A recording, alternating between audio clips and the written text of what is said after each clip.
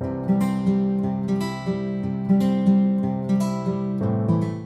दोस्तों, कैसे हैं आप लोग। जय हिंद, जय भारत। मेरा नाम है अभिषेक गौतम और अभी आप देख रहे हो मास्टर जी फिजिक्स वाले यूट्यूब चैनल। हम इस चैनल पर फिजिक्स को पढ़ते हैं, सीखते हैं और समझते हैं। आज की जो हमारी वीडियो है वो वीडियो है क्लास 12th के लिए, जिसमें हम डिस्कस करने वाले हैं potential energy of a dipole in a uniform electric field. ठीक है, क्लास 12th का चैप्टर 2 है ये। चैप्टर 1 ऑलरेडी मेरे चैनल पर आ चुका है, प्ले लिस्ट में आप जाके देख सकते हो। ठीक है, हम लोगों ने क्या क्या पढ़ रखा है, हम लोगों ने इससे पहले पढ़ा था पोटेंशियल एनर्जी के बारे में। ठीक है, पोटेंशियल एनर्जी हमने देखी थी कोई भी 2 पॉइंट चार्जेस की वजह से, फिर हमने पोटेंशियल एनर्जी देखी थी 3 पॉइंट चार्जेस की वजह से, वो भी हमारी वीडियो ऑलरेडी आ चुकी है। आज जो हम डिस्कस करेंगे वो डिस्कस करेंगे कि पोटेंशियल एनर्जी डाइपोल की वजह से कितनी आती है in a uniform electric field. Clear है। तो सबसे पहला काम क्या होगा, एक यूनिफॉर्म इलेक्ट्रिक फील्ड बनाना। मैंने यहाँ पे एक यूनिफॉर्म इलेक्ट्रिक फील्ड बनाया हुआ है। ठीक है, यहाँ पे फिर से बना के दिखा देता हूँ, वरना मैं यूनिफॉर्म इलेक्ट्रिक फील्ड बना लिया। ठीक है, आप लोगों को पता है जब हमने इलेक्ट्रिक फील्ड की स्टडी की थी, जिसमें हमने बताया था किस तरीके का हमारी इलेक्ट्रिक फील्ड लाइंस बनेंगी, तो हमने यूनिफॉर्म इलेक्ट्रिक फील्ड के लिए पैरेलल लाइंस बनाई थी। ठीक है, हमारा टॉपिक है potential energy of a dipole in a uniform electric field. हमने एक इलेक्ट्रिक फील्ड बना लिया यूनिफॉर्म। ठीक है, इसके अंदर हमने डाइपोल को रखा। ठीक है, डाइपोल को रखा हमने एक प्लस क्यू और एक माइनस क्यू। ठीक है, जो ये डाइपोल है इसका डाइपोल मूवमेंट है पी वेक्टर, और आप सब जानते हो कि डाइपोल मूवमेंट की जो डायरेक्शन होती है वो किधर होती है, माइनस क्यू से प्लस क्यू की तरफ। तो डाइपोल मूवमेंट की डायरेक्शन हो गई। जो ये डाइपोल मूवमेंट है वो इलेक्ट्रिक फील्ड के साथ थीटा एंगल बना रहा है। कितना एंगल बना रहा है, थीटा एंगल। और बात कर लेते हैं डाइपोल की लेंथ कितनी होगी। इस डाइपोल की लेंथ है 2a। कितनी लेंथ है मेरे भाई, 2a लेंथ है। इसकी जो लेंथ है वो 2a है। ओके, और कुछ इंफॉर्मेशन बस। अब आपको पता है जब भी कोई चार्ज इलेक्ट्रिक फील्ड के अंदर रखा जाता है तो क्या होता है, उस पर फोर्स लगती है, हम सब जानते हैं। अब ये पॉजिटिव चार्ज है और इलेक्ट्रिक फील्ड के अंदर रखा गया है तो इस पर एक फोर्स लगेगी। फोर्स का फॉर्मूला पता है क्या होता है, F equals to q into E. तो यहाँ पे जो फोर्स लगेगी वो आपको पता है कितनी लगेगी, F equals two plus q ई। हाँ के ना, बिल्कुल क्लियर है। यहाँ पे फोर्स लगेगी क्योंकि इलेक्ट्रिक फील्ड के अंदर है ये वाला चार्ज, पॉजिटिव चार्ज। इसी तरीके से जो नेगेटिव चार्ज है वो हमारा इस पर फोर्स लगेगी F इक्वल्स टू माइनस का क्यू ई। कितनी लगेगी, F इक्वल्स टू माइनस का क्यू ई इस डायरेक्शन में। यानी एक फोर्स लग रही है आपके राइट हैंड साइड में, एक फोर्स लग रही है आपके लेफ्ट हैंड साइड में। यहाँ तक बिल्कुल क्लियर है। डाइपोल है जिसकी लेंथ 2a है, डाइपोल मूवमेंट का डायरेक्शन नेगेटिव टू पॉजिटिव है, और जो डाइपोल है वो आपका थीटा एंगल बना रहा है विद द इलेक्ट्रिक फील्ड। बिल्कुल क्लियर है। ठीक है, आगे बढ़ते हैं। आगे हमारा कि consider an electric dipole placed in a vacuum of uniform electric field E vector with its dipole movement P vector making an angle theta with the field. तो जो मैंने बात बोली वही लिखी हुई है कि एक कंसीडर किया गया है इलेक्ट्रिक डाइपोल जो कि प्लेस्ड है कहाँ पर, हमारा यूनिफॉर्म इलेक्ट्रिक फील्ड में। ठीक है, यूनिफॉर्म इलेक्ट्रिक फील्ड है, ई वेक्टर यहाँ पर हमारा इलेक्ट्रिक डाइपोल प्लेस्ड है, जो कि पी वेक्टर कितना बना रहा है, डाइपोल मूवमेंट एंगल बना रहा है theta with the electric field. ठीक है, फर्स्ट पॉइंट क्लियर, आगे बढ़ते हैं। Two equal and opposite forces plus q e and minus q e act on its two ends. जो दो फोर्सेस हैं प्लस क्यू ई और माइनस क्यू ई, वो दोनों फोर्सेस डाइपोल के एंड पर लग रही हैं। डाइपोल के एंड पर लग रही हैं तो आप देख सकते हो डाइपोल का एक एंड है प्लस क्यू और डाइपोल का दूसरा एंड है माइनस क्यू। तो डाइपोल के एक एंड यानी कि प्लस क्यू पर जो फोर्स लग रही है वो कितनी लग रही है, F equals to q e, और डाइपोल का जो दूसरा एंड है जो कि है माइनस क्यू, इस पर फोर्स लग रही है माइनस क्यू ई, जो कि इस डायरेक्शन में लग रही है। बिल्कुल क्लियर है। ठीक है, दोनों पॉइंट क्लियर है, अच्छे से आगे बढ़े। The two forces form a couple. अब हम जानते हैं जब भी किसी भी डाइपोल पर या कोई भी ऐसी तरह की लेंथ है, इस पे दो फोर्स लग रही है वो भी इक्वल एंड अपोजिट, मतलब मैं इस पेन को इधर खींचूं और इधर इधर फोर्स लगे, तो जब इस तरीके के फोर्स लगे तो क्या होता है, एक कपल प्रोड्यूस होता है। Two forces form a couple, the torque exerted by the couple will be. यानी कि जो एक डाइपोल है उस पर क्या लगेगी, टॉर्क प्रोड्यूस होगी। और टॉर्क कितनी लगेगी, तो यहाँ पे इन्होंने बोला टॉर्क लगेगी q e into 2a sine theta या फिर tau equals to P E sine theta. आप लोगों को पता होगा कि टॉर्क पी ई साइन थीटा कैसे आता है, या tau equals to q e 2a sine theta कैसे होता है। अगर नहीं पता है तो थोड़ा सा आइडिया देता हूँ, देखो ध्यान से समझना। इसी को समझ लेते हैं। आपको पता है टॉर्क का फॉर्मूला क्या होता है, टॉर्क का फॉर्मूला होता था, पहले से रफ कर देता हूँ फिर बताता हूँ। टॉर्क का फॉर्मूला होता था फोर्स इनटू परपेंडिकुलर डिस्टेंस, अगर आपको याद हो तो। जब भी टॉर्क निकालनी हो तो हमें फॉर्मूला लगाना होता है फोर्स इनटू परपेंडिकुलर डिस्टेंस, ठीक है भाई। तो tau equals to perpendicular force into distance, और वो भी कैसा, force into perpendicular distance, perpendicular force नहीं बोलेंगे, परपेंडिकुलर डिस्टेंस बोलेंगे, ठीक है। तो torque equals to force into perpendicular distance, ठीक है। Tau equals to force into perpendicular distance. अब देखो मेरे भाई ध्यान से समझना कॉन्सेप्ट को, फोर्स कितनी लग रही है इस पे, हमें परपेंडिकुलर डिस्टेंस निकालना। परपेंडिकुलर डिस्टेंस क्या होगा, ध्यान से देख लो इधर, परपेंडिकुलर डिस्टेंस होगा मेरे भाई ये वाला, अगर मैं इसे ट्रायंगल मानूं तो, ठीक है। परपेंडिकुलर डिस्टेंस ये होगा, ठीक है। टाउ इक्वल्स टू क्या है, फोर्स इनटू परपेंडिकुलर डिस्टेंस। अब हमारा टारगेट है कि अगर आपको टॉर्क निकालनी है तो आपको दो चीजें पता होनी चाहिए, क्या क्या। पहली चीज आपको फोर्स पता होनी चाहिए, दूसरी चीज आपको परपेंडिकुलर डिस्टेंस पता होना चाहिए, ठीक है भाई। तो परपेंडिकुलर डिस्टेंस निकालेंगे। अब देखो ध्यान से समझना, फोर्स कितनी है क्यू ई, ये तो हमें पता ही है। फोर्स कितनी लग रही है क्यू ई, अभी बताया कि जो चार्ज पर फोर्स लग रही है आपकी वो कितनी लग रही है, क्यू मल्टीप्लाई बाई ई, ठीक है भाई। फोर्स पता चल गया। परपेंडिकुलर डिस्टेंस हमको नहीं पता है, परपेंडिकुलर डिस्टेंस हमें निकालना है। अब परपेंडिकुलर डिस्टेंस कैसे निकला, ध्यान से समझना। ये एक ट्रायंगल मान लो, इसे अलग से बना लेता हूँ। ये एक ट्रायंगल मैंने मान लिया, ठीक है।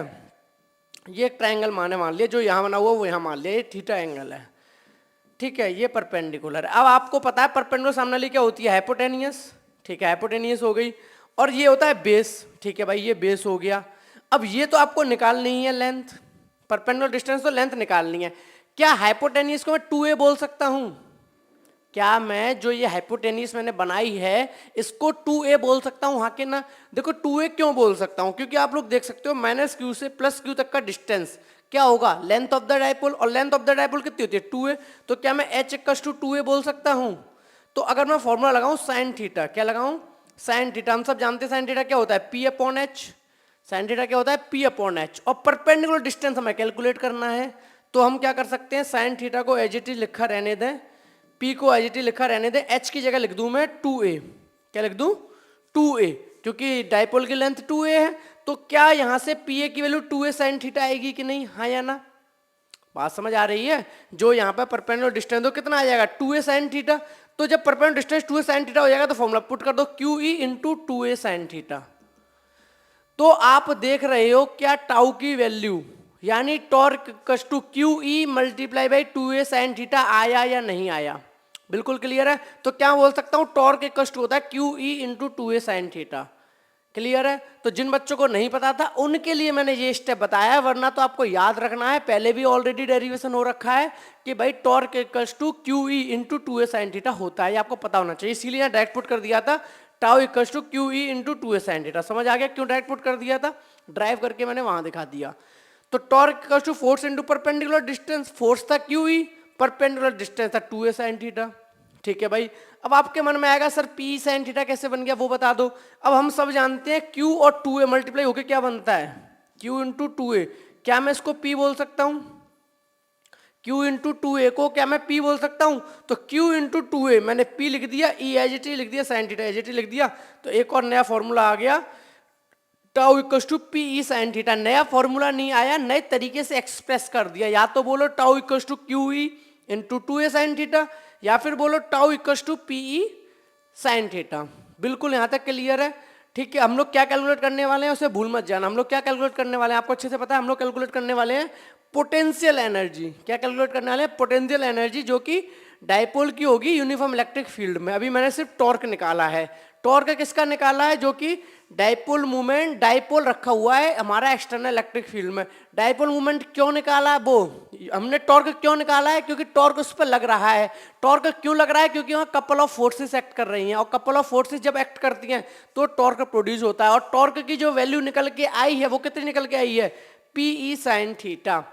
बिल्कुल क्लियर है। अगर आपको नोट डाउन करना हो तो वीडियो पॉज करके नोट डाउन कर सकते हैं, फिर मैं आगे बढ़ता हूँ, ठीक है मेरे भाई। नोट हो गया, आगे बढ़ते हैं। नेक्स्ट है हमारा, if the dipole is rotated through a small angle d theta.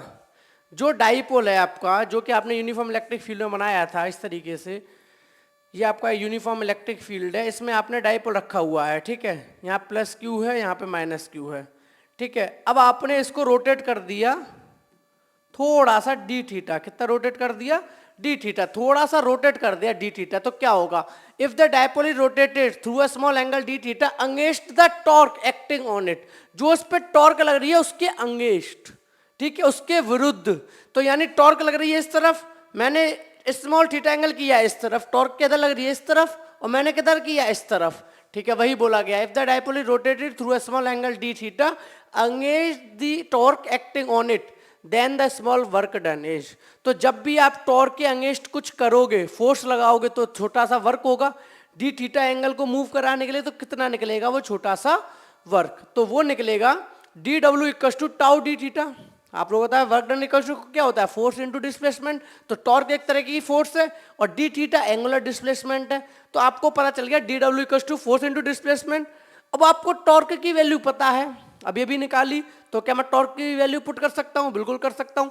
जब मैंने टॉर्क की वैल्यू पी ई साइन थीटा पुट की और D theta as it is आ गया, तो मेरा जो स्मॉल वर्क डन है डी डब्ल्यू वो कितना आ गया, वो आ गया पी ई साइन थीटा, पी ई sine theta D theta. Clear है मेरे भाई, कितना आ गया small work done D W is equal to P E sine theta D theta, ये हमारा आया जो कि स्मॉल वर्क डन हमने किया डाइपोल को डी थीटा मूव कराने में, ठीक है। और डी थीटा मूव किस तरीके से किया है, हमने टॉर्क के अगेंस्ट किया, यानी टॉर्क लग रही है आपकी इस तरफ, टॉर्क लग रही है इस तरफ, मैंने इसे इस तरफ किया है, इस तरफ। बिल्कुल क्लियर है, आगे बढ़ते हैं। अगर यही छोटा सा वर्क डन थीटा 1 से थीटा 2 ले जाने में किया जाए, जैसे the total work done in rotating the dipole from its orientation making an angle theta 1, यानी जो टोटल वर्क डन होगा जब हम रोटेट करेंगे डाइपोल को from its orientation making an angle theta 1, जो उसका ओरिएंटेशन ऑलरेडी है वो कितना है, थीटा 1 है, with the direction of the field to theta 2 will be. अगर आप इलेक्ट्रिक डाइपोल जिसका ओरिएंटेशन थीटा 1 है अभी, उसे थीटा 2 तक मूव कर दोगे, रोटेट कर दोगे, तो टोटल वर्क डन कितना आएगा वो कैलकुलेट करना है। तो हम जानते हैं टोटल वर्क डन के लिए क्या करते हैं, इंटीग्रेट करते हैं डी डब्ल्यू को, और इंटीग्रेट भी कैसे करते हैं, थीटा 1 से थीटा 2 तक। तो लिमिट लगा दी कि थीटा 1 से स्टार्ट करना है, थीटा 2 तक रोटेट करना है, और छोटा सा वर्क डन डी डब्ल्यू कितना था वो निकाला, D W P sine theta D theta, तो डी डब्ल्यू की वैल्यू पुट कर दी भाई पी ई साइन थीटा डी थीटा। तो यहाँ पर हम कह सकते हैं surface integral of theta 1 two theta 2, ठीक है। तो थीटा 1 से थीटा 2 तक P E sine theta D theta, यानी जो स्मॉल वर्क डन है उसकी वैल्यू कितनी है हमारी पी ई साइन थीटा, तो स्मॉल वर्क डन मैंने पुट कर दिया पी ई साइन थीटा। तो थीटा 1 से लेकर थीटा 2 तक अब हम इसका इंटीग्रेशन करेंगे, यानी कि जो पहले ओरिएंटेशन था वो थीटा 1 था, फिर उसको रोटेट करके कहाँ तक ले जाया गया, थीटा 2 तक ले जाया गया। तो थीटा 2 तक जब ले जाया गया तो कैलकुलेट करना है कि आपने कितना वर्क किया। बिल्कुल क्लियर है मेरे भाई, आगे बढ़ते हैं। तो अब हम जानते हैं पी कांस्टेंट है, पी बाहर निकाल दिया, पी कॉस थीटा अंदर रह गया। अब आपको पता है साइन थीटा का इंटीग्रेशन क्या होता है, माइनस कॉस थीटा, तो साइन थीटा का इंटीग्रेशन आ गया माइनस का कॉस थीटा, लिमिट वही रही थीटा 1 से थीटा 2, तो पी ब्रैकेट में माइनस कॉस थीटा, थीटा 1 से थीटा 2, आगे पी एज इट इज लिखा रहा। अब लिमिट पुट कर देंगे तो क्या आ जाएगा, ये यहाँ मैं करके दिखा देता हूँ। तो पी तो ऑलरेडी लिखा हुआ है, ये आपका बन जाएगा मेरे भाई, माइनस बाहर ले लो, जो माइनस का कॉस थीटा है ये माइनस बाहर ले लो, माइनस का पी अंदर क्या आ जाएगा, cos theta 2 minus cos theta 1, ये आएगा नहीं आएगा, cos theta 2 minus cos theta 1। अब आप जानते हो माइनस का साइन बाहर है, अगर मैं माइनस का साइन अंदर भेज दूं तो वैल्यू क्या हो जाएगी, पी ई ब्रैकेट में कॉस थीटा 1 माइनस का है, माइनस माइनस प्लस हो जाएगा, तो पहले मैं कॉस थीटा 1 को लिख लेता हूं, माइनस कॉस थीटा 2 जो कि अंदर माइनस का साइन जाने की वजह से नेगेटिव हो जाएगा, इसे बाद में लिख देता हूं कॉस थीटा 2। तो क्या मैं इस बात को ऐसे लिख सकता हूं, minus P cos theta 2 minus cos theta 1 को माइनस का साइन अंदर भेज दूं, तो माइनस का साइन अंदर जाने की वजह से माइनस का कॉस थीटा 1 तो पॉजिटिव हो गया, जो कि पहले लिख दिया कॉस थीटा 1, और जो कॉस थीटा 2 था वो पॉजिटिव था, नेगेटिव हो गया तो बाद में लिख दिया, तो बन गया p cos theta 1 minus cos theta 2। तो वही यहाँ लिख दिया p equals to cos theta 1 minus cos theta 2, confuse होने की जरूरत नहीं है। तो ये आपका क्या निकल आया, टोटल वर्क डन निकल आया।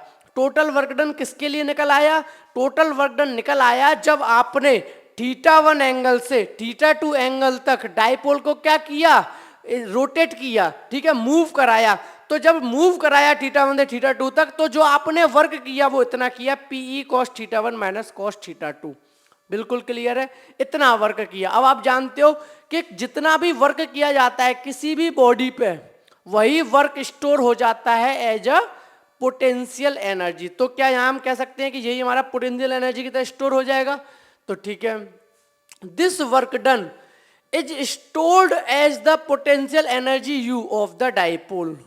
तो यही वर्क डन आपका स्टोर हो जाएगा as a potential energy U. तो मैं बोल सकता हूं U equals to P cos theta 1 minus cos theta 2, और यही मेरा वर्क डन था। तो work done equals to U और U equals to P cos theta 1 minus cos theta 2। तो ये आ गया टोटल पोटेंशियल एनर्जी।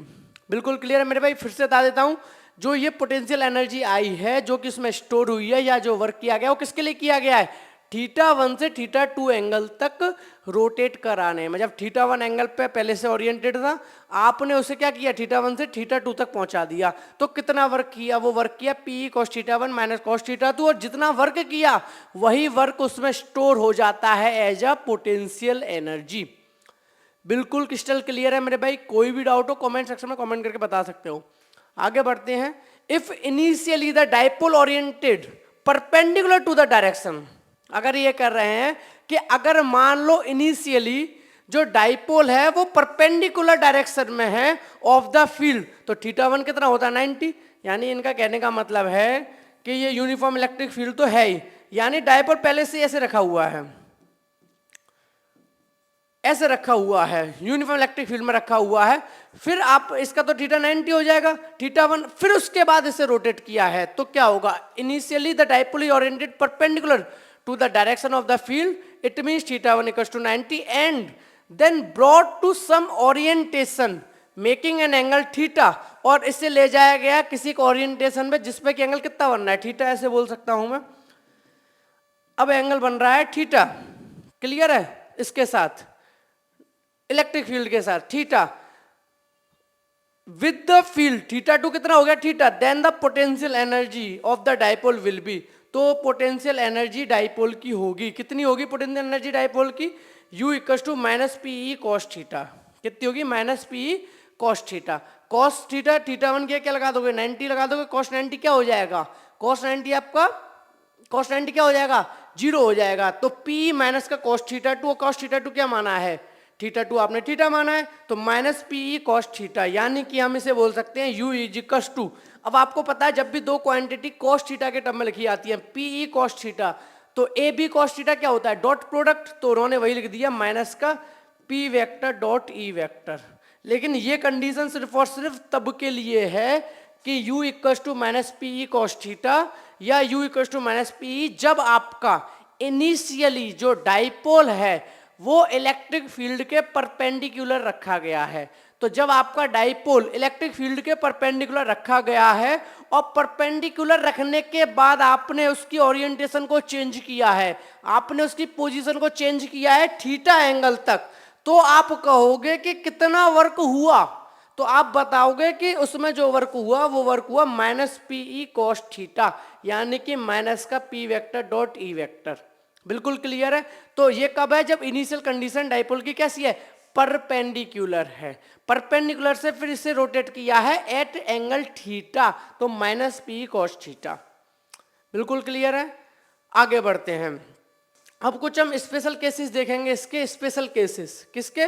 जो कि डाइपोल हमारा यूनिफॉर्म इलेक्ट्रिक फील्ड में रखा हुआ है, इसके कुछ स्पेशल केसेस देखेंगे। जैसे पोजीशन ऑफ स्टेबल इक्विलिब्रियम, कब हम बोलेंगे कि जो डाइपोल है हमारा इलेक्ट्रिक फील्ड में रखा हुआ है ये स्टेबल इक्विलिब्रियम में है। तो पोजीशन ऑफ स्टेबल इक्विलिब्रियम क्या है? जब when theta equals to 0। Theta क्या होता था? फिर से बता देता हूं। जो थीटा होता था हमारा वो क्या होता था मेरे भाई? वो होता था आपका इलेक्ट्रिक फील्ड और डाइपोल मूवमेंट, इलेक्ट्रिक फील्ड और डाइपोल मूवमेंट का जो एंगल बन रहा है। तो इलेक्ट्रिक फील्ड हमारा इस तरफ है और डाइपोल मूवमेंट किस तरफ है? इस तरफ है। तो जो ये एंगल बनता था थीटा, ये होता था, यानी इलेक्ट्रिक फील्ड और आपका डाइपोल मूवमेंट, यानी माइनस क्यू से पॉजिटिव क्यू की तरफ। तो डाइपोल मूवमेंट और इलेक्ट्रिक फील्ड, इन दोनों के बीच के एंगल को हम बोलते थे थीटा एंगल। ठीक है मेरे भाई? तो थीटा एंगल आपको पता है। अब कह रहा है कि पोजीशन ऑफ स्टेबल इक्विलिब्रियम, यानी कि हम कब कहेंगे कि जो हमारा डाइपोल है वो स्टेबल है, यानी पोजीशन ऑफ स्टेबल इक्विलिब्रियम। तो when theta equal to zero, जब थीटा जीरो, देखो थीटा जीरो कब होगा, जब इसको इलेक्ट्रिक फील्ड के पैरेलल रख देंगे, साफ साफ दिख रहा है। अगर मैं इसे ऐसे रख दूं माइनस क्यू और प्लस क्यू, तो कितना हो गया, डायपोल मोमेंट का भी डायरेक्शन ये, इलेक्ट्रिक फील्ड का डायरेक्शन भी ये, यानी कि जब हमने इसे पैरेलल रख दिया तो जो थीटा है हमारा, यानी कि जो एंगल है in between dipole movement and the electric field become zero. बिल्कुल क्लियर है मेरे भाई, कितना एंगल हो जाएगा, जीरो एंगल हो जाएगा। कब हो जाएगा, जब हमारा डायपोल और इलेक्ट्रिक फील्ड सेम डायरेक्शन में हो जाएंगे, यानी कि negative to positive dipole movement भी इसी डायरेक्शन में, इलेक्ट्रिक फील्ड भी इसी डायरेक्शन में। ओके भाई, आगे बढ़ते हैं। तो पोजीशन ऑफ स्टेबल इक्विलिब्रियम यानी कि when theta equals to zero, तो यू कितना हो जाएगा, माइनस पीई कॉस जीरो, कितना हो जाएगा, माइनस पीई कॉस जीरो। और माइनस पीई कॉस जीरो का मतलब क्या हो गया, माइनस पी कॉस जीरो की वैल्यू 1, तो u इक्वल्स टू आ गया माइनस का p, कितना निकल आया, माइनस का p। तो जहां पर जो पोटेंशियल एनर्जी होगी किसकी, डायपोल की, वो होगी negative p multiply by electric field, यानी dipole movement multiply by electric field. The potential energy of a dipole is minimum when it's dipole movement is parallel to the external field. इस case के अंदर potential energy जो होगी dipole की, वो कैसी होगी, मिनिमम होगी। किस केस में, जब पैरेलल है एक्सटर्नल फील्ड के। This is the position of stable equilibrium, इसी को हम कहते हैं पोजीशन ऑफ स्टेबल इक्विलिब्रियम। तो मेरे भाई याद रखना कि पोजीशन ऑफ स्टेबल इक्विलिब्रियम कब आती है, जब आप बोल देना कि या तो डायपोल मूवमेंट और इलेक्ट्रिक फील्ड सेम डायरेक्शन में हो, या फिर ऐसे बोल दो कि थीटा आपका कितना हो जाए, जीरो हो जाए। थीटा जीरो हो जाए, इस बात का मीनिंग है कि आपका डायपोल मूवमेंट और इलेक्ट्रिक फील्ड दोनों के बीच का एंगल जीरो हो जाए। तो याद रखना स्टेबल इक्विलिब्रियम की कंडीशन क्या है, when theta equals to zero. आगे बढ़ते हैं, position of zero energy, position of zero energy when theta is equals to 90, जब थीटा कितना हो जाए, हमारा थीटा हो जाए 90 डिग्री का। तो जब थीटा हमारा 90 डिग्री का हो जाएगा तो ये पोजीशन हो जाएगी जीरो इक्विलिब्रियम की, u माइनस पी कॉस 90। तो माइनस पी कॉस 90 क्या होता है, zero, zero into something zero. तो याद रखना कि जो पोजीशन है जीरो एनर्जी की वो कब आएगी, जब हम डायपोल को कैसे रख देंगे, परपेंडिकुलर रख देंगे। कैसे रख देंगे मेरे भाई, परपेंडिकुलर। तो वहां पर उसे कितनी एनर्जी स्टोर होगी, जीरो एनर्जी। तो पोजीशन ऑफ जीरो एनर्जी। बिल्कुल क्लियर है, इसे नोट डाउन करना हो नोट डाउन कर लो वीडियो पॉज करके, फिर आगे बढ़ते हैं। क्लियर है, आगे नेक्स्ट आता है the potential energy of a dipole is zero when it is held perpendicular to the external field. जो पोटेंशियल एनर्जी है डायपोल की जीरो होगी जब वो कैसे रखा जाएगा, परपेंडिकुलर रखा जाएगा एक्सटर्नल फील्ड के। This can be explained as follows, if we hold the dipole perpendicular to the electric field, जब हम डायपोल को होल्ड करके रखेंगे इलेक्ट्रिक फील्ड के perpendicular, it bring it from infinity to the field, then the work done on charge plus q by the external agent is equal to the work done on charge minus q. The net work done of the dipole will be zero and hence its potential energy is zero.